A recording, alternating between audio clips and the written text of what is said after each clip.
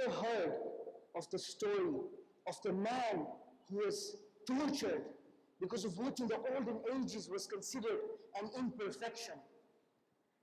A man who had a rock heavier than him put on his chest while his hands tied to the side, with no ability to remove the rock or catch his breath.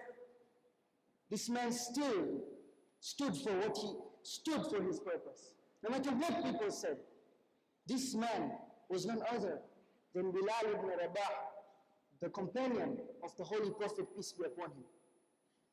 A slave they called him, because of what in the olden ages was considered an imperfection, the color of his skin.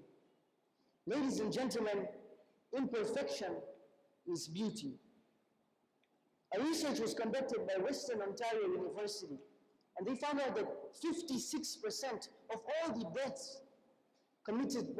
deaths by suicide were due to an external perceived pressure to attain perfectionism or to be perfect. And what does this tell you?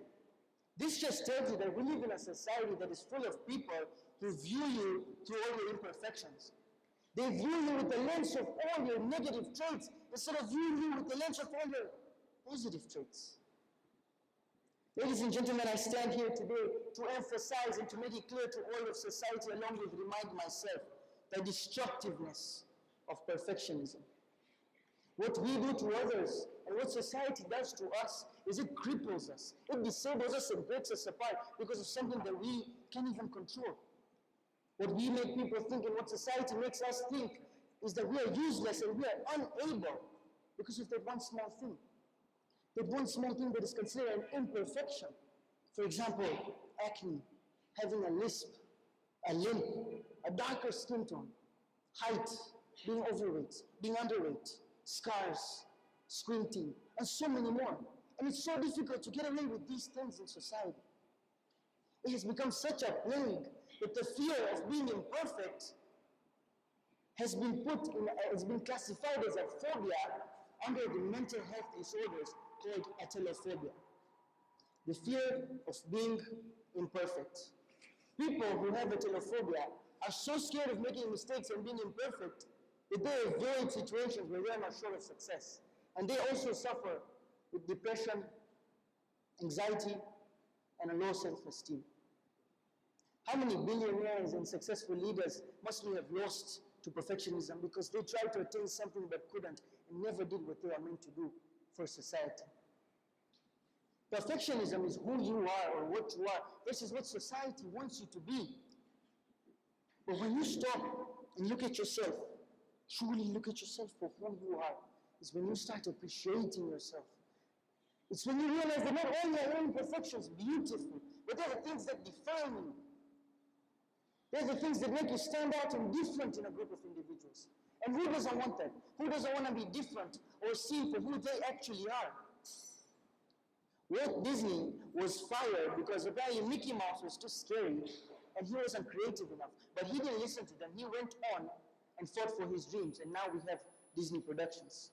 Stephen King, the author of various best-selling books, sold over 350 million copies of his book.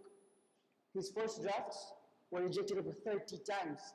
Stephen Hawking, a sensational scientist who has discovered things that some of us can't even pronounce, was confined to a wheelchair. So imperfect, right? Albert Einstein couldn't even speak till the age of 4.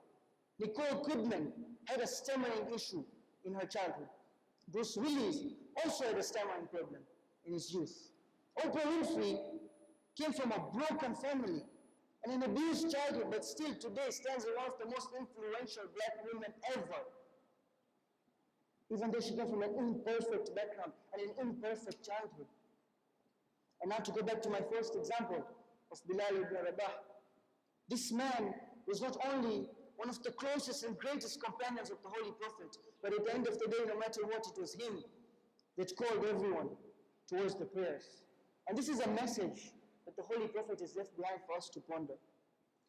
Ladies and gentlemen, I'd like to end here by giving a quote by Gerard Way. Being happy doesn't mean everything is perfect.